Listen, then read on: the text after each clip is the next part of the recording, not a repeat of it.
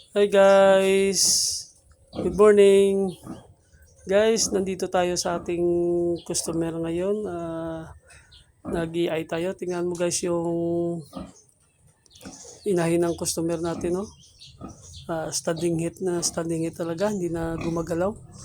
Ayan guys, ito yung gamit natin guys. Meron tayong clip. May holder. Ito yung squeeze button natin. Tingnan mo guys. Oh.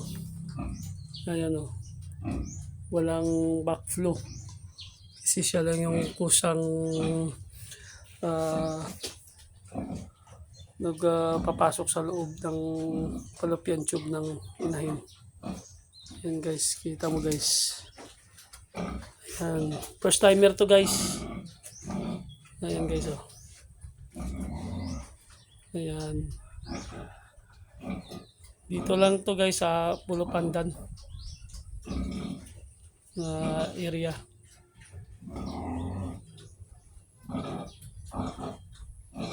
Yan, gustong gusto talaga ng inahin na mag EI na talaga. Yan, ready na tumanggap ng similya. Yan guys.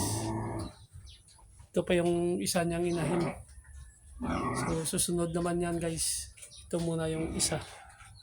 So hanggang dito na lang guys yung ating video. Have a nice day and God bless.